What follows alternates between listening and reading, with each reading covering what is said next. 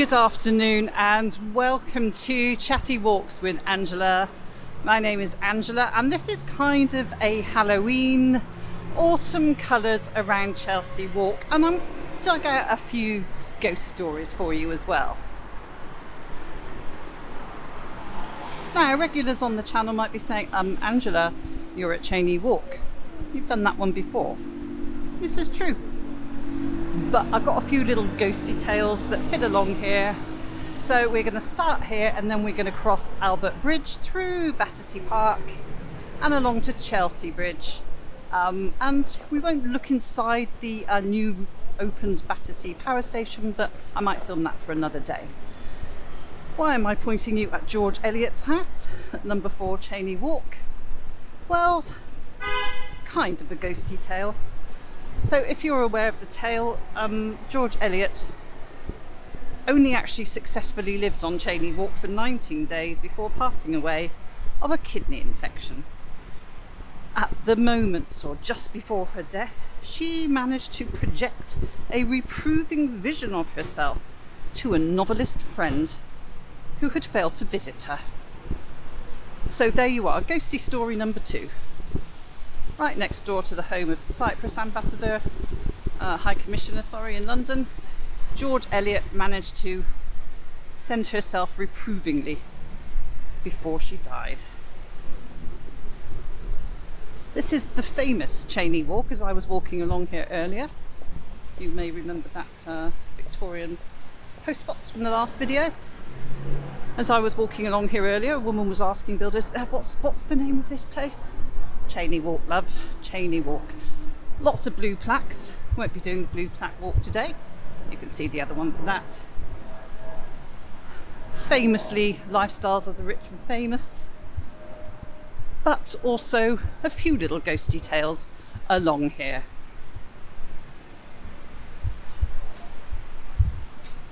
One of the ghosty tales is there have been images, ghosty type of things turn up of a black bear.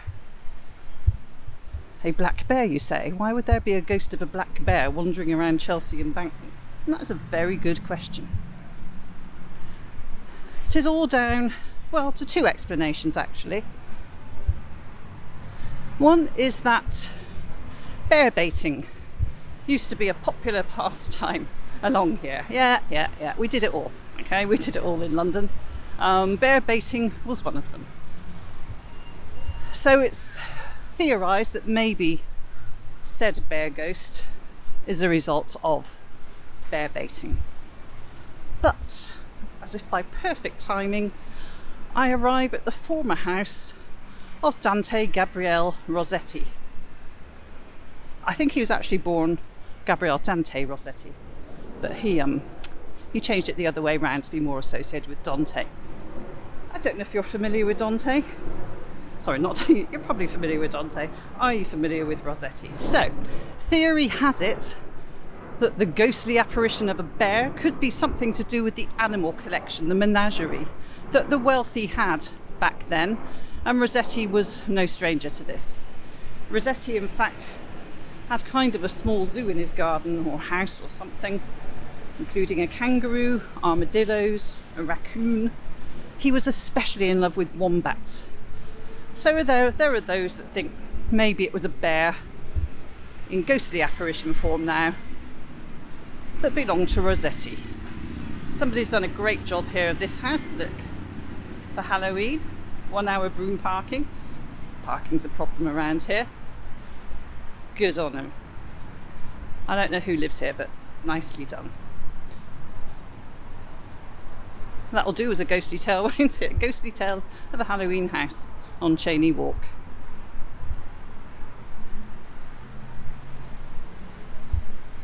I am hoping this can be kind of an autumn colours, autumn trees video, but I must admit the trees aren't turning brilliantly this year. They are so confused. I'm just going to point you in that direction. Can you catch the top of Albert Bridge there? We will be crossing there shortly, but let's do a bit more Cheyne Walk. See, somebody's done a little bit for Halloween here as well. I was watching a video, a live stream of a I think his name's John, in New York, going through one of the parks there. He said the tree season's been a bit disappointing this year. I think they're just confused. Now, number 27, Cheyne Walk. Do you know who used to live here? Bram Stoker. Yep, come on down, Bram Stoker. Obviously the writer of Dracula. So there you go, something else scary and spooky on this Halloween theme.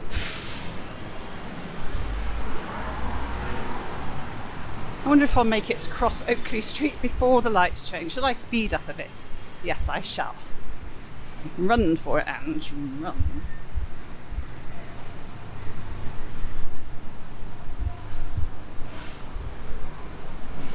These buildings are so ugly here. It's such a shame. On one side you have the lovely, lovely townhouses. Here, these. I'm going to run. Made it. As you may recall, last time I was here, it's extremely noisy around here. And we're going to rejoin Cheyne Walk. It's one little spot I'm going to show you before we head over Albert Bridge. After the last walk in Chelsea, I did a little bit of research actually about Rossetti's, what I described as mistress. And she was indeed his model, mistress, muse for a very long time, Fanny Cornforth.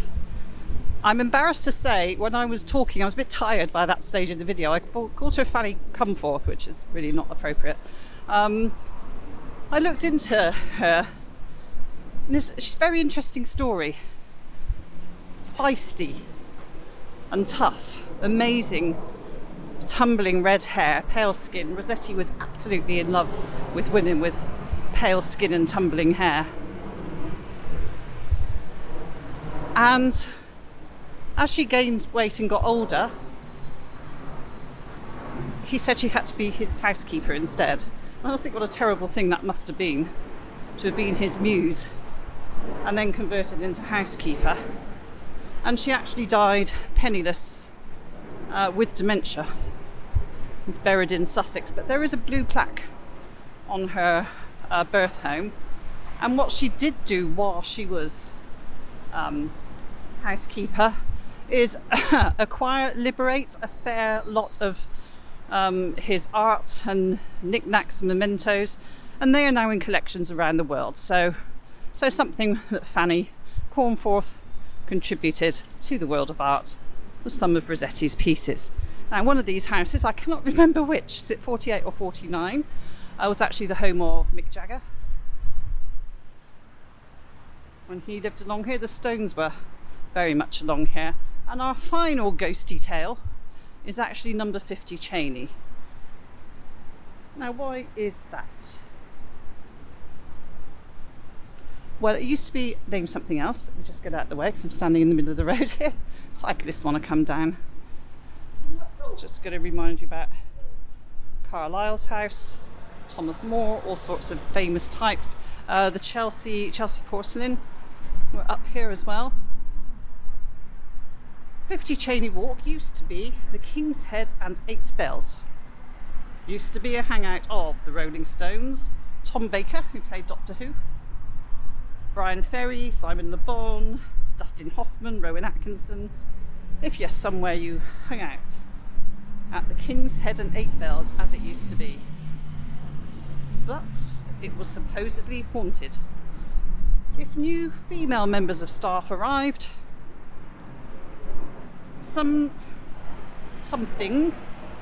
would reportedly push past patrons of the pub on the stairs and mess around with the gas taps and the heating in the basement.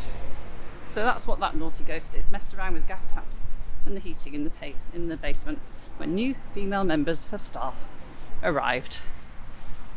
Let's have a look at the menu. I think I checked it last time. What should we look at this time? Surf and turf, beef fillet, Argentinian red prawns, cognac beef bisque sauce and butter. £58.50, as I said, not the cheapest.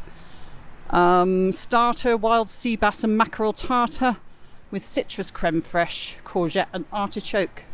fresh peach, apple and cucumber sauce, £17.50. So you could go in and have a starter. And that finishes our ghost story section along Cheyne Row.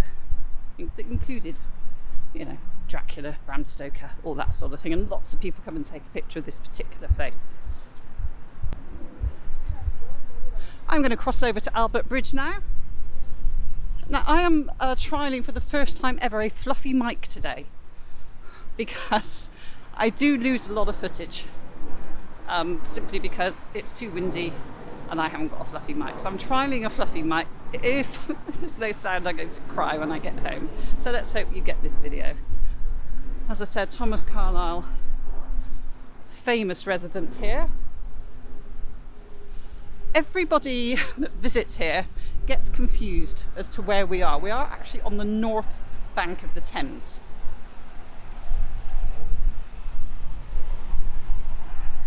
In Chelsea. Right now we're in Chelsea.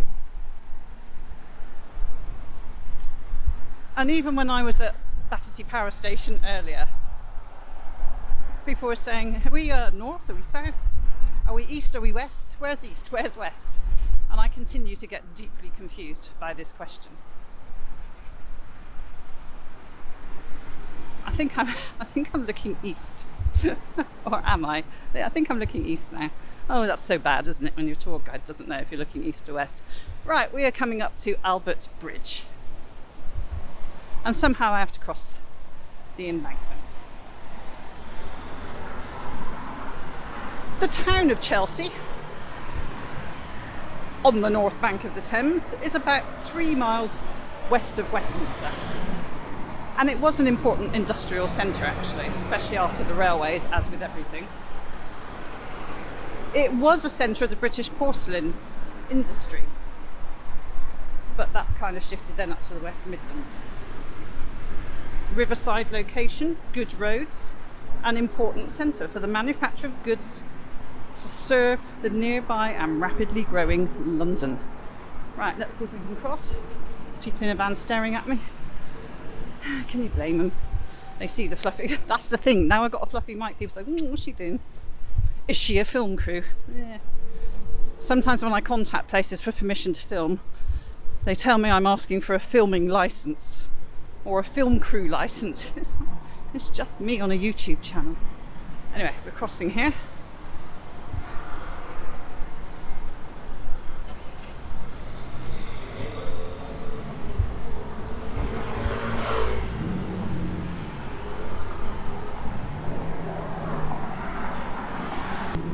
So the Chelsea Waterworks Company occupied a site on this north bank of the Thames, and in 1723, actually, I'm going to cross now. Sorry, started in 1723. They actually pumped water from the Thames to the reservoirs around Westminster. It's always the same here. You cannot go anywhere. So yes, Chelsea Waterworks Company pumped water into reservoirs around Westminster through a network of hollow elm trunks, and just along the river from here are 9 elms. And here is what I wanted to show you, the famous sign. In the last video I said look it up online yourself. I'm not going to cross, it's too noisy. Here we are, Albert Bridge notice. All troops must break step when marching over this bridge. Why is that? Because this bridge was nicknamed the Trembling Lady. And it was believed that when soldiers marched across the bridge, it posed a danger to the bridge. It would shake wrongly and unsafely. Now that was for, I think, was it Chelsea Barracks, and their luxury housing now anyway. Let's look in that direction. So that, you can actually see it on the sign there, that says Chelsea there.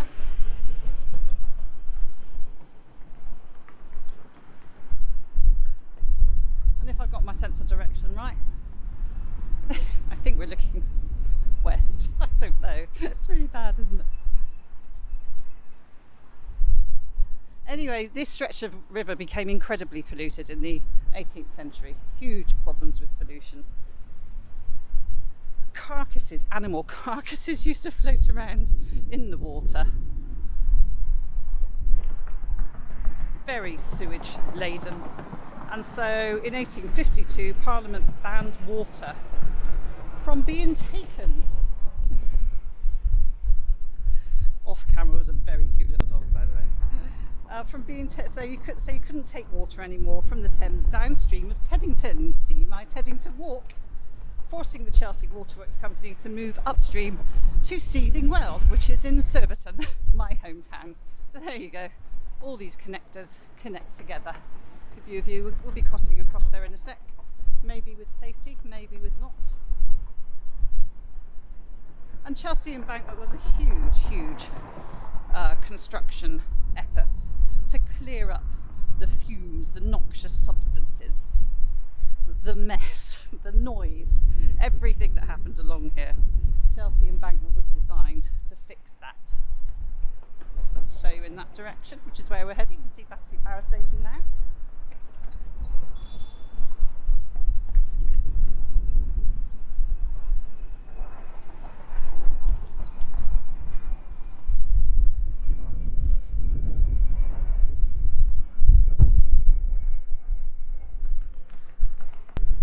I don't know if you know your bridge architecture, but Albert Bridge, which we are on, is a suspension bridge.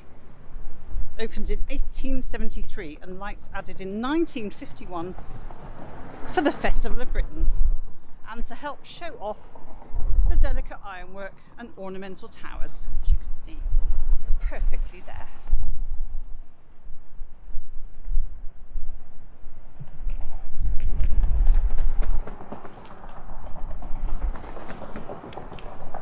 It's a bit of a complex design because in the end, because it became unsafe, it also had to become a bridge that had concrete piers underneath it. So it's kind of a mix of a beam bridge, suspension bridge, words like that bridge enthusiasts would know well. It's been threatened with demolition many times, but it still keeps going.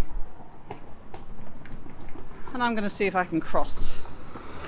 Give you a view down the river where we're headed in a moment. So we're heading off to Battersea Park now, it's got a nice little bit of foliage going on.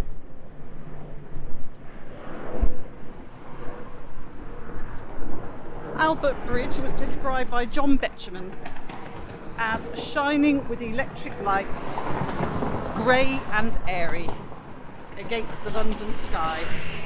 It is one of the beauties of the London River. I must admit, we've got a very grey sky here today. And there you are, outlined against a bit of cloud and a bit of blue.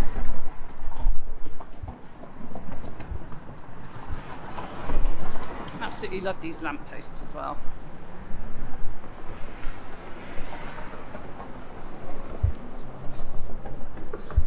Might see a few more of these.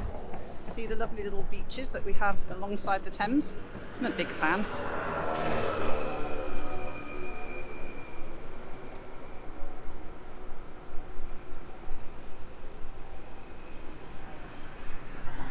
Let's head off. And I'm going to cross.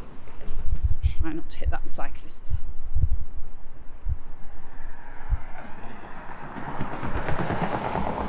The view, there's the Shard. That means I know that I'm looking east. Now I've got the Shard in my vision. Towards Westminster, City of London, or that type of thing. If I thought it through, I think I'd have known that. And this in front of us is Battersea Park, where we're headed now.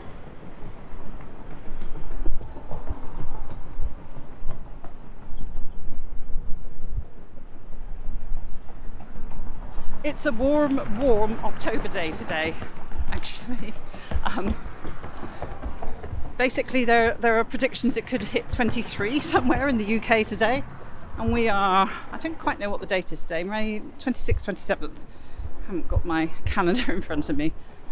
So very last few days of October, Halloween approaching, which is why I thought I'd add in a few spooky tales to this walk. Got one more to go. Famous Battersea ghost tale. So it's warm. Didn't even wear a coat today.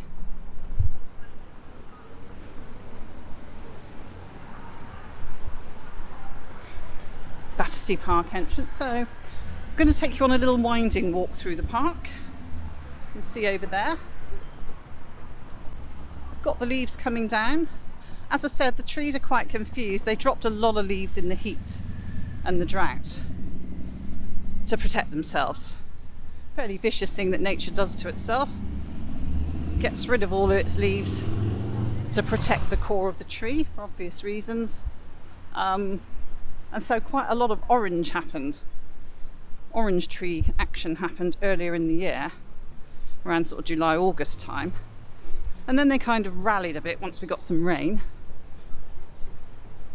And now they're not quite sure what to do, and now it's warmed up. So trees are thinking, do I drop my leaves, don't I? We'll probably just get a massive windstorm at some point. And then it'll all be gone, and any thoughts of autumn foliage will be past. Let's just pop down here, which I hadn't done before. I've actually walked through Battersea Park. It's a lovely park. I'm going to see the Peace Pagoda in a moment. So the Chelsea pensioners are located over there.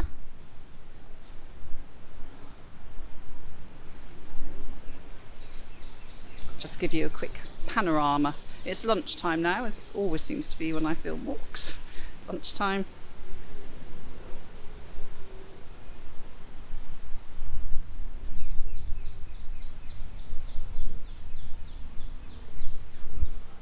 And the nice thing here, there are dogs galore. Met a lot of very nice doggies.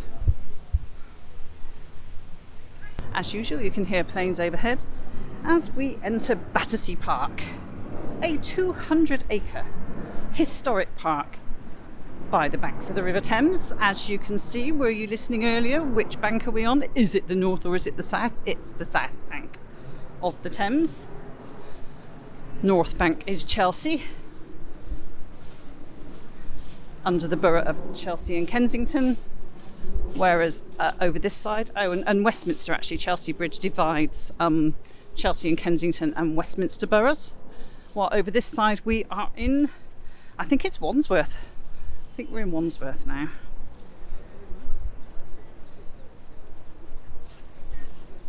It is located, you may have spotted this, between Albert Bridge, which we just crossed, and Chelsea Bridge, which we're going to kind of end the walk at around the Battersea Power Station area. Now, as is quite often the case with places along the Thames, it was originally marshy, sort of low-lying land, fertile for farming, and so it was agricultural, and there were market gardens. Can you hear that? We got leaves. Kick the leaves. Anyway, show off my running trainers that I spent a lot of money for. Not that I run, but you know, protect the knees and all. Anyway, yes, so people have market gardens here, and they were divided into shots or strips. They grew carrots, melons, which I was surprised that we grew melons here, lavender, and especially famous for growing asparagus, known as Battersea bundles. So there you go. Obscure historic fact. Battersea bundles were asparagus grown along here.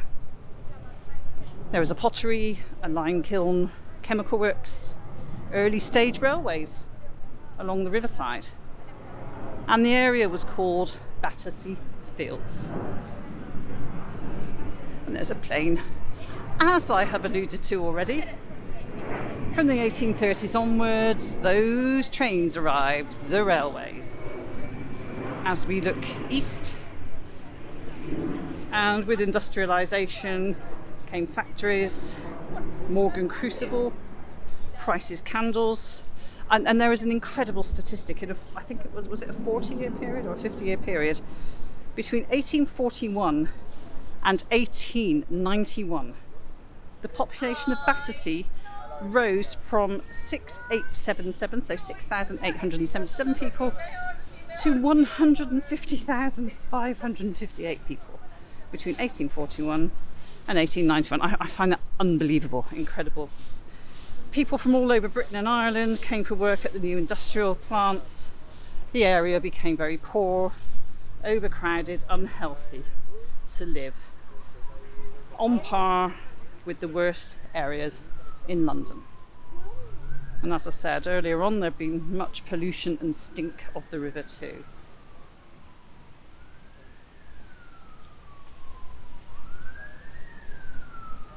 We're approaching the Peace Pagoda.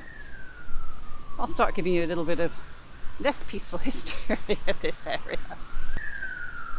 The park is located on the original location of what is now the infamous Red House Tavern.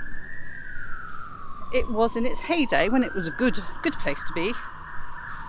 It was a popular place for water sports, a favourite finishing post for water races from London Bridge. In 1825, the famous actor Edmund Kean, I studied him, GCSE or A-level or something, offered a wherry, a riverboat for carrying passengers or cargo, as a prize for a race ending there. The main sporting attraction was the shooting ground, and get these, okay? It was an enclosure of around 120 square yards where Red House club members, because the Red House had club members, they met and they were charged for shooting. 15 shillings for 12 pigeons, 4 shillings for starlings, 2 shillings for the far less desirable sparrows. Poor sparrows, weren't worth much. And everybody came here. Visitors, including Charles Dickens, would arrive by ferry from Chelsea or over Battersea Bridge to promenade, paint, write and read poetry at the tavern. And for a while it was similar to Vauxhall pleasure gardens, fireworks, ballet performances, circuses, all for a modest entrance fee. And then it all changed. It became a hotbed, all in this area right here, of debauchery, gambling, brawling, raucous drinking hole, where duels took place. I feel so bad giving you all this information as I approach the Peace Pagoda. Perhaps I should move on to the Peace Pagoda, then return to the dodgy Red House Tavern. So here we are at the Peace Pagoda. Let's have a look at that, shall we? Here it is. Erected in 1985 by the Nipponzan, is it Nipponzan or Nipponzian? Myohoji order of Japanese Buddhist monks. And it was done to commemorate the anniversary of Hiroshima. And it houses, as you'll see in a sec, a large gilded figure of Buddha.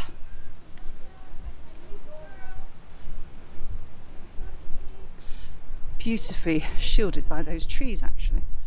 Lovely and gold on top. It is said that Reverend Gyoro Nagase has been responsible for the upkeep of the pagoda since it was built. He was part of the team that built it, cleaning the pagoda, often helped by volunteers, and relying on donations to live.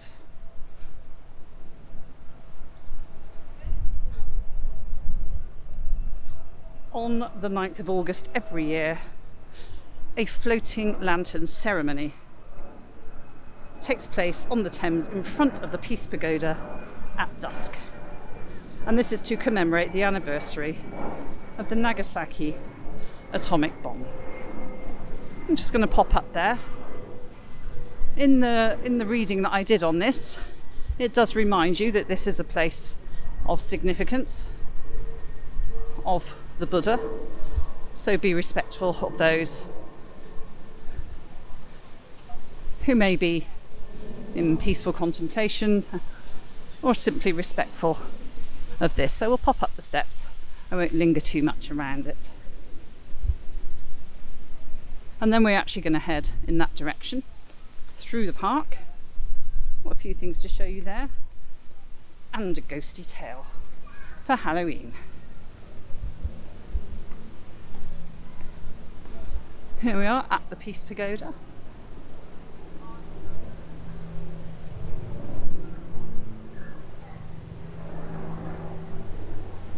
And we have a beautiful view across the Thames, and a helicopter, of course. There have been loads of them, loads of helicopters today. I'm not sure why. As we look east towards Westminster and the City of London. And here is the Buddha looking out very majestically across the Thames towards Chelsea.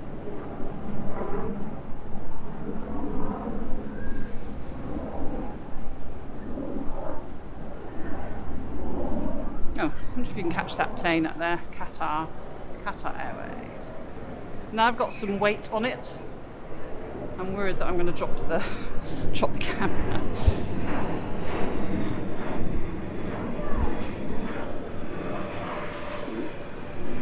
There we go.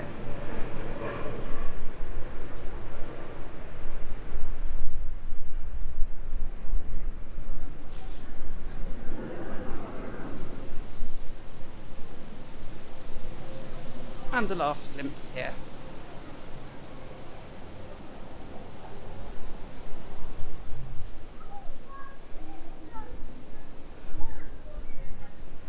As we head south through the park.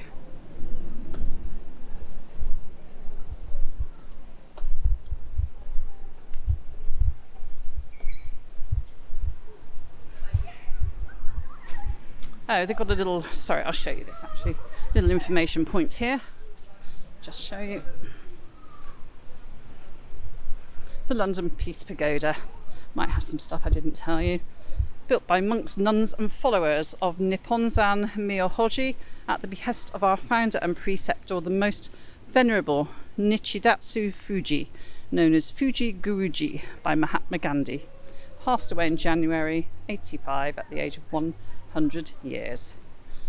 But the pagoda is dedicated to the realization of universal peace, a symbol of light in the darkness of the present day world, a visible prayer to awaken humanity to peace.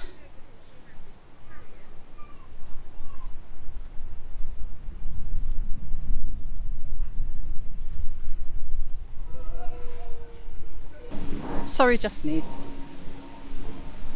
This was actually a really isolated place to be, on the south bank of the River Thames, in the marshes.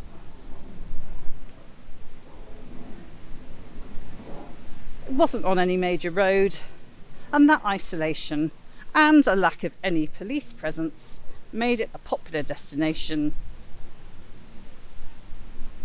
for people of the nice and not so nice persuasions.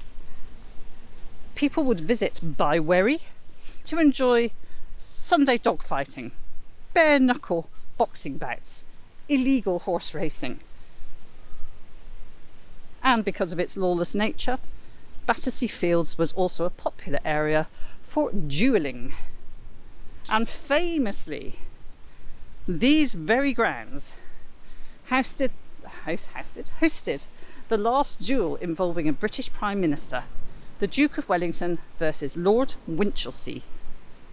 On 21st March 1829, they duelled over Lord Winchelsea's opposition to Catholic emancipation. Guess what they did? They did not shoot very accurately. Nobody died, but honour was spared. Now there's all this fencing going on. I'm not quite sure. I think there's something going to happen. I know there's going to be a race, a marathon or something through here on Sunday, but I know they're also doing the fireworks on the 5th of November.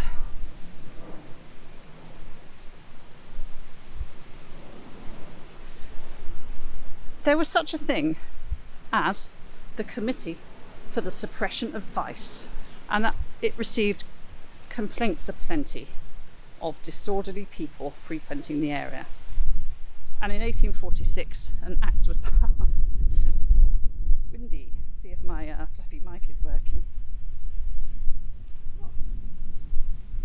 An act was passed to develop a formal park at Battersea and stamp out the illegal racing, drinking, gambling that took place around the Red House Tavern. So the government actually bought the Red House and its grounds for £10,000. The pub was demolished and Battersea Park was born.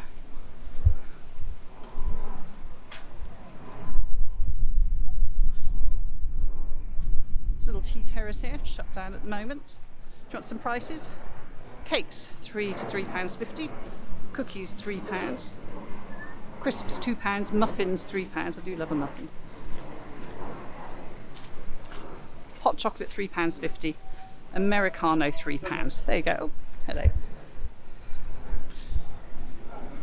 Little gathering spot for the woofies here.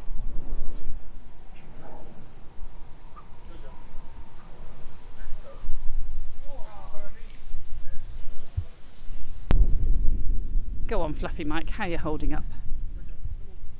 I've forgotten the name of these fountains. Sorry. I'll put it on the I'll put it on the screen.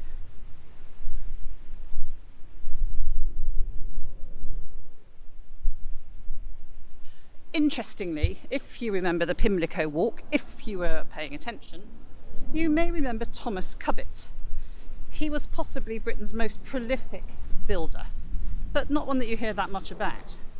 And he, along with James Pennethorne, were very responsible for a lot of the redevelopment around here, including using rocks and earth from the excavation of Royal Victoria Dock to infill the marshy Battersea fields.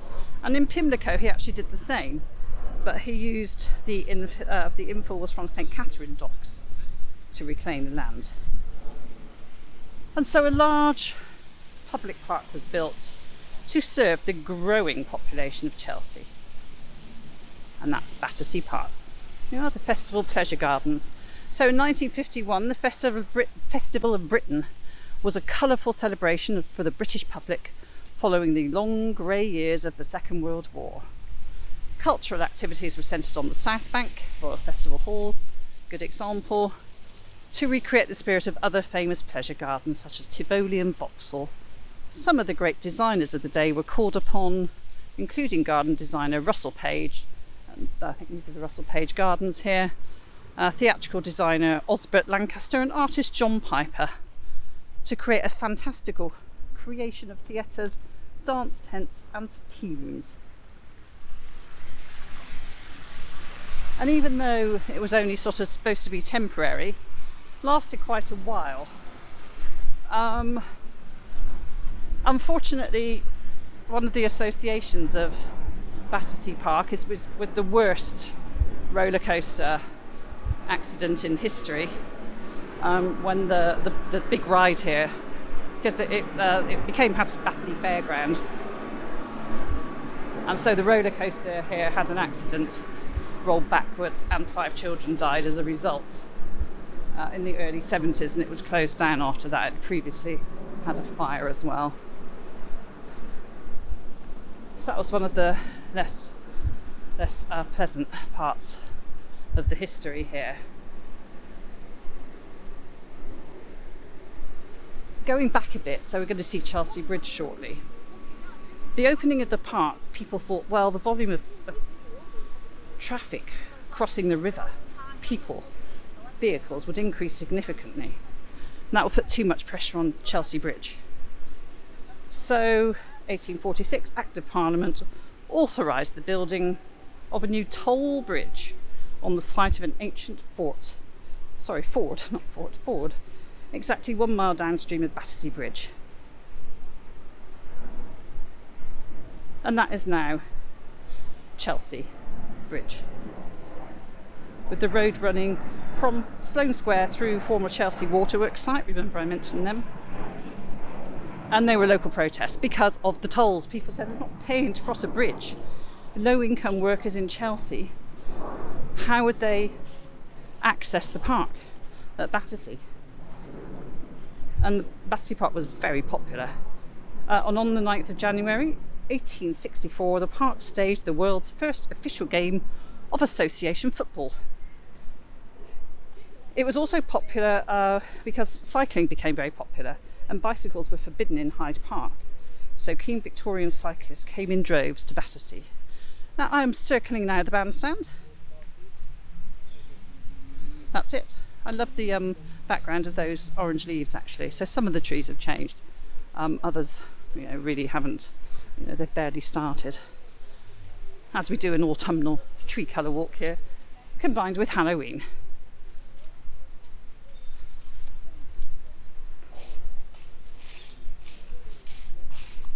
Here we go, kicking leaves again. Queen Victoria officially opened Battersea Park, along with the new Chelsea Bridge, in 1858. Here we got a little map.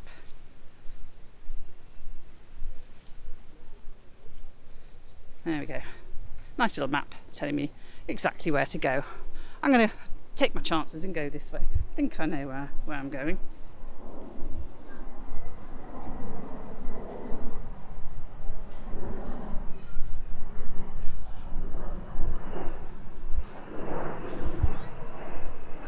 And while we're pointing in this direction, why don't I do our last spooky tale? Our last spooky tale of the walk, as we do autumn colour and Halloween at the same time. So the Battersea Poltergeist. Have you heard of the Battersea Poltergeist? Britain's strangest ever haunting. 12 years. 12 years this continued. A poltergeist case at number 63 Wycliffe Road. Now, if we sort of headed straight up there, straight in that direction into the residential roads, you would probably find Wycliffe Road, although the house actually isn't there anymore. The story of the Battersea Poltergeist became a major national news story, newspaper headlines about strange noises, flying objects, exorcisms, ghostly communication, all that type of thing. Live primetime TV on the BBC even tried to make contact with said poltergeist, who they named Donald, even discussed by the Home Secretary in the House of Commons. I have to say, in all honesty, I don't much like researching ghost stories. When I researched this poltergeist one, naturally, while I was sitting at my laptop, opening up a screen about it, one of my rocks on my windowsill leapt to the floor. Of course it did. It was a very breezy day and I had the window open. I'm going to put it down to that. The Battersea Poltergeist, it started one night. The family were woken by deafening bangs reverberating through the house, shaking the walls and floors. The neighbours came round and complained, thinking they were doing sort of DIY and household sort of remodelling in the night. The racket could be heard out in the street.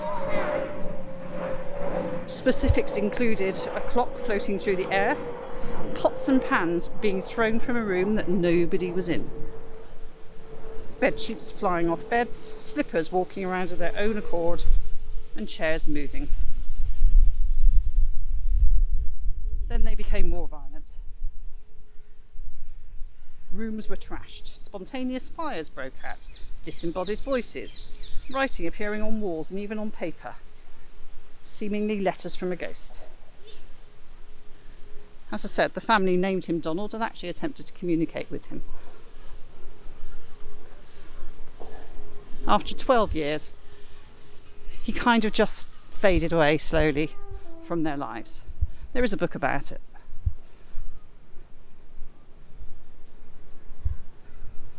Just thought you might like to come and see some pidgeys who are now flying away. I've got I see some duckies as well. As we look at the pigeons, I'm going to turn you slowly in this direction to draw your attention to the Subtropical Gardens. This was established in 1863 by John Gibson, who was the park's first superintendent. And now, initially, Battersea Park was based around horticulture displays created by Gibson, but London County Council gradually changed the focus to creating a space for recreation. It was the very first subtropical garden in Britain, became exceptionally popular with visitors drawn to the lush colours, huge leaves and unusual species of plants. I love the story of Gibson because I never knew that there were like plant explorers, plant hunters, plant adventurers. I didn't know that was a thing. But he was one of those. In 1835 he was sent to India by the Duke of Devonshire to find new, rare orchids. Explorations took him through South Africa, Madeira. He brought back plant seeds, but new ideas too that helped shape public gardens in Britain to this day. During World War II, much of Battersea Park actually became an allotment, a series of allotment gardens to feed local residents and to protect London from enemy air raids, so shelters were dug. And much of his creations were turned over to allotments for vegetables. There was a pig farm actually as well. The Victorian gardens were restored in 2004. One difference they've made is plants now stay in the ground throughout the winter, protected by fleece and straw rather than being moved to greenhouses.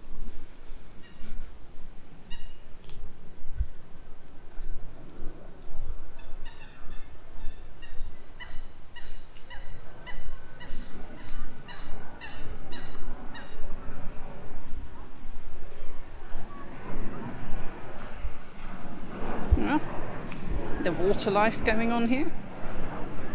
I'm getting a bit hungry. Might film a video in Battersea Power Station, the redone Battersea Power Station.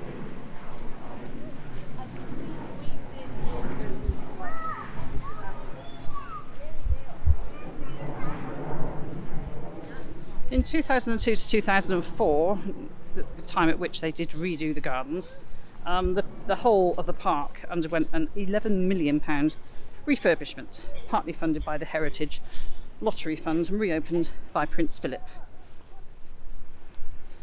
And I think you've probably spotted when we were walking along the river from the early 80s, the area sort of started to become very, very developed. New luxury riverside developments all over the place, and that continues today, actually.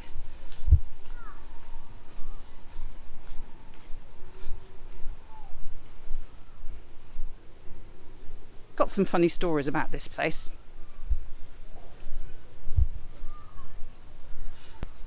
Right, I think we are looking at Ladies' Pond here. I was going to tell you funny things. When the ladies' toilets in the park were made free, because, you know, they used to charge for the toilets. People said, "You sure about that? Do I have to pay to go to the toilets?" There were complaints from some of the park's wealthier visitors as we walked around Ladies' Pond. They didn't want to be seen going into a cubicle marked free. And guess what? They reinstated the penny charge so people weren't embarrassed. You know, in case they weren't embarrassed already, that people knew they were going to the bathroom. There's a path along the English garden which I didn't draw to your attention.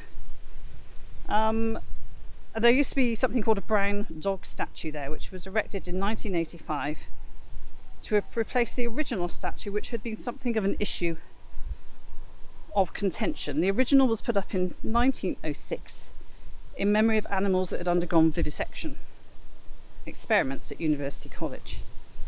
And the statue was put up by people who were very much against that. It was deemed proactive by medical students who saw it as part of their training and was vandalised several times. In December 1907, 1,000 medical students marched through London, clashing with police in what became known as the Brown Dog Riots. Battersea Council had to remove the statue due to the cost of policing the statue and the controversy it caused.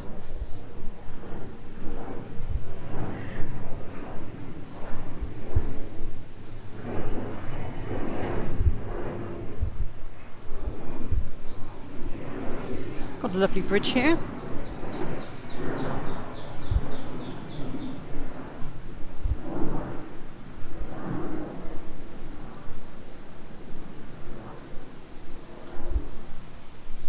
Nice.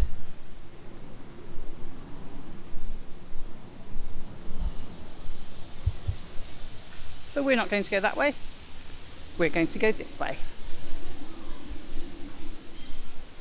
And head towards Battersea Power Station, which if I've got enough battery I will do in a separate walk. It's amazing, actually. It really took me by surprise. I went in there this morning, thought, oh, I'll check out this Battersea Power Station thing that everyone's talking about. And I was really quite blown away. It's very early stages at the moment. Lots and lots of empty places with boards outside saying coming soon. So new places will be arriving soon. But it really is quite an achievement. As I said, I'll see if I can do a bit of filming in there. There were some security sort of staring. I've been informed by a well-known London walker that they seem fine to let you film there, so I'm very much hoping that's the case. Ah, and here we got the boats. Kind of expecting to see them soon. I was thinking, where the boats gone? Here they are. We do love a boating lake, don't we?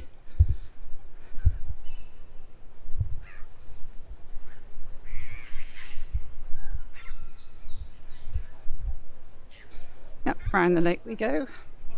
As I said, autumnal walk on a very warm October day. It's knocking around the 20 degrees mark at the moment, I would say. Trying to get some autumn leaf colour going. My stomach's starting to rumble, I think. Saying, where food? Soon, stomach, soon.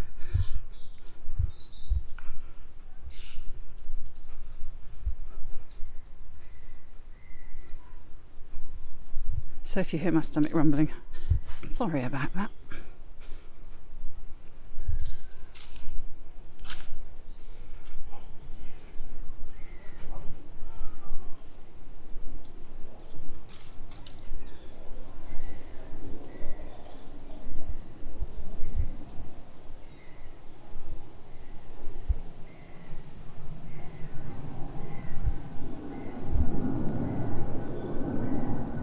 We seem to be absolutely surrounded by water here, actually.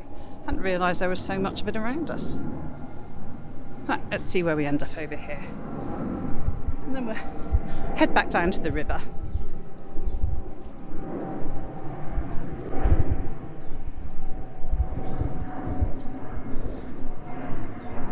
I was looking for the Italianate pumping house built in 1861, but I think I probably circled around it rather than went past it. Oh no, there it is. Ha ha ha.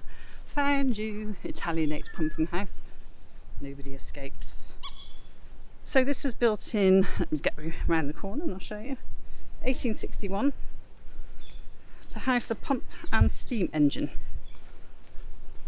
used to control water flow to the neighbouring lake and cascade. Here we are, Pump House Gallery.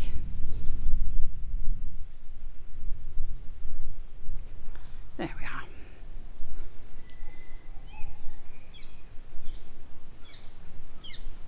So this is the most important historical building here. This is a Grade 2 listed pump house restored in 1992 to become the Pump House Gallery, housing art galleries and an exhibition on the history of the park.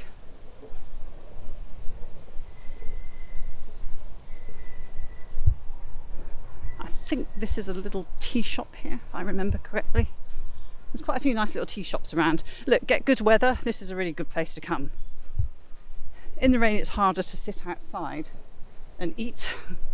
Not quite so easy. But if the weather's nice, it's well worth it. Right, let's head down this way. Going to head back towards the river now and onwards towards Chelsea Bridge.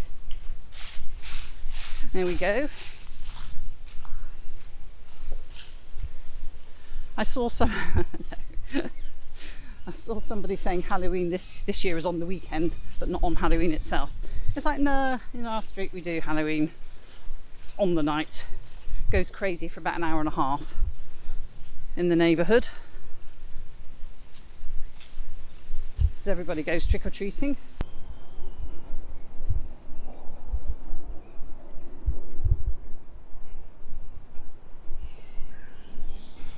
I'm not sure what that is in there. Looks like kind of an event space or something.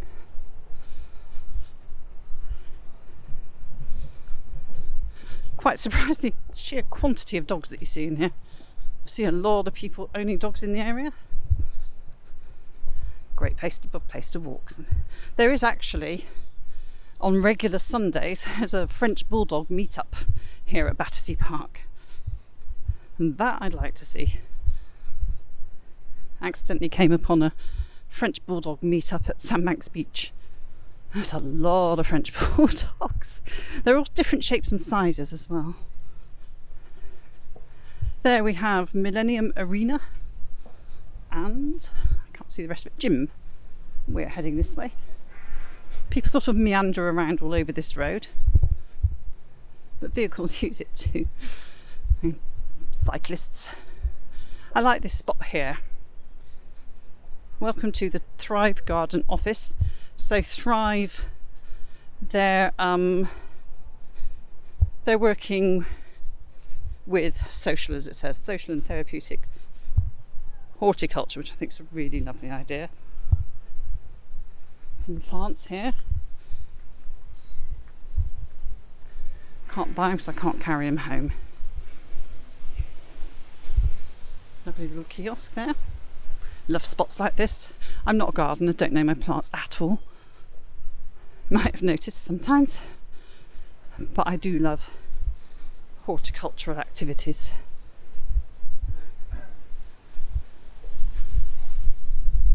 As we head back now towards the Thames and Chelsea Bridge. Oh, that's the Children's Zoo, I think, over there. There it is. Don't know if you can catch that. Camera's gone a bit dark. There it is.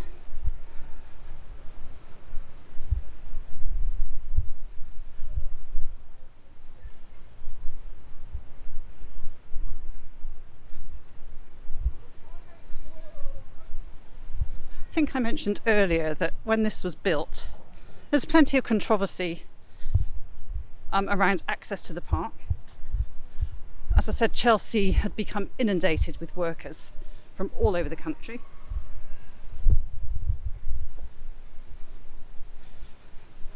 Ooh, I see a nice little tea shop. You can tell I'm hungry. I know there are cakes over there. Walking to a cyclist. I know there are cakes.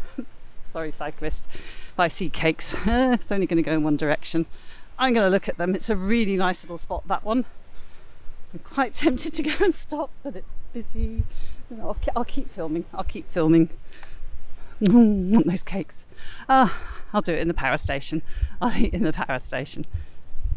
Anyway, as I said, sort of burgeoning population, industrialisation around here. And Battersea Park was sort of a way for people to relax, unwind. I think you're aware that London was very committed actually to the idea of green spaces from very early on.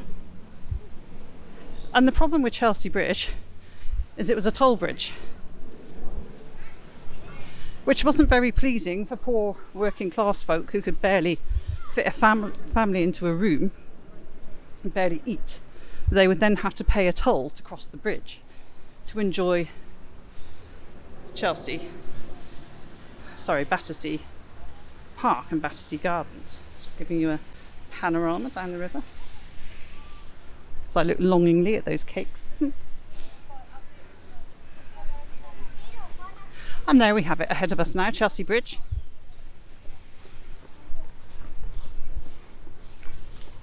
It is a self-anchored suspension bridge for road and foot traffic. And as I've said, runs north to south. We are looking in that direction to the North Bank, Chelsea, Westminster, places like that. And we are on the South Bank here.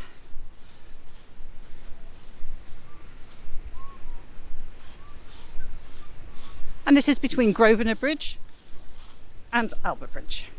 first suspension bridge of the self-anchored type to be designed in Britain.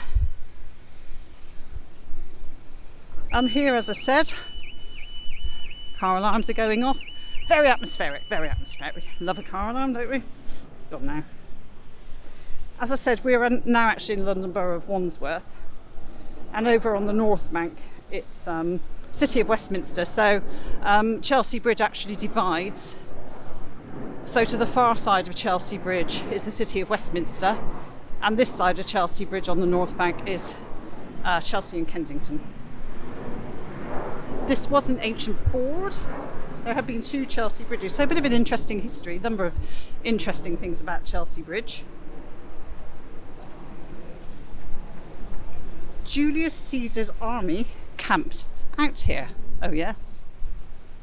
So when the first Chelsea Bridge was being constructed, it was a dangerous bridge, had to be knocked down. But when the first Chelsea Bridge was being constructed, excavators found an amazing number of Roman and Celtic artifacts and skeletons on the riverbed. Historians believe workers had found the site where Julius Caesar crossed the Thames during the 54 BC invasion of Britain. The most significant find was the bronze and enamel Battersea shield, one of the most important pieces of Celtic military equipment found in Britain. It was originally named Victoria Bridge, but had to be renamed to protect the name of the royals. Why so, you ask? So Queen Victoria opened Chelsea Bridge in March 1858, accompanied by her two daughters. And actually, when she opened it, she was on her way to opening Battersea Park. So did two in one there. The name had to be changed, but why? The bridge was narrow. The bridge was structurally unsound. And it was renamed Chelsea Bridge, possibly to avoid associating the Queen with any potential bridge collapse.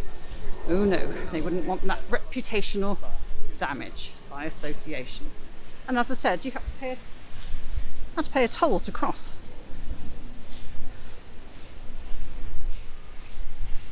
Public pressure arose, lots of it. People weren't happy because it was considered that people were paying a toll to pay for the privilege of getting fresh air.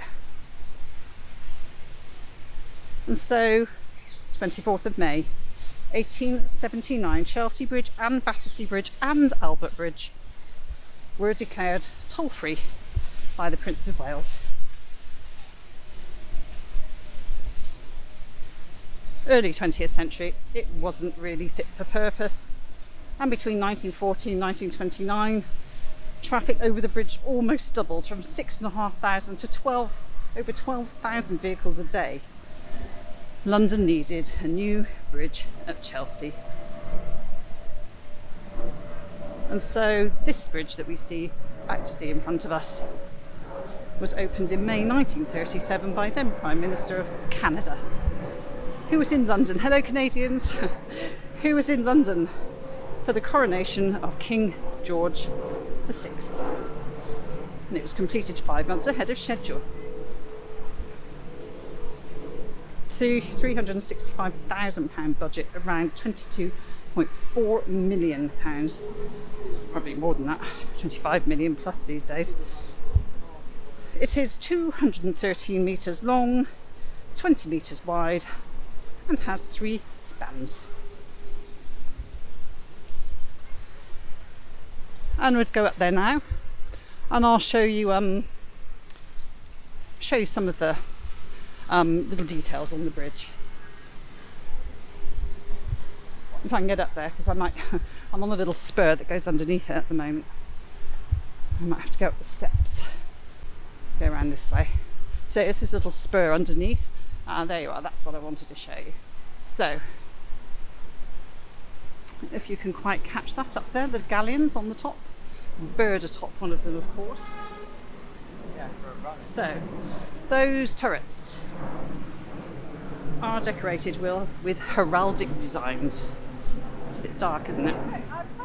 A golden galleon on top, and on the outside, the London coat of arms of an English lion, St George's Cross, and wavy lines representing the Thames. Hoping you're getting that. Come down here, see if I can show it any better. It's been controversial, the colour of the Chelsea Bridge. In the 1970s, it was repainted in red and white colours. And fans of Chelsea Football Club said, well, their local landmark had been defaced, painted in the colours of their local, arch rivals, Arsenal Football Club. So it was repainted. Red trim, greyish blue along the balustrades. So that's the history of the colour, that it's not properly red and white.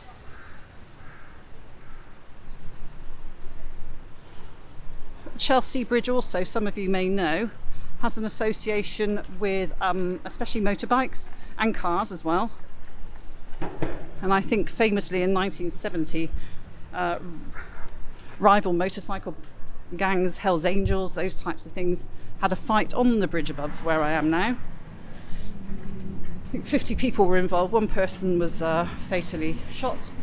I think 12 people ended up in jail as a result. And they famously met around a tea room that I don't think is there anymore. And I actually suspect even today, I don't know for sure, but I think they're probably car owners and motorbike people hanging around. And that's Chelsea Bridge really, as we start to approach Battersea Power Station. Just give you a long loving view of the bridge now.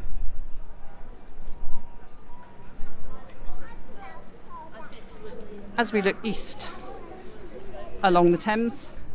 Now, I do hope that you've enjoyed having a few ghostly tales and enjoyed some of the leaves and foliage on this warm October day coming up to Halloween in London.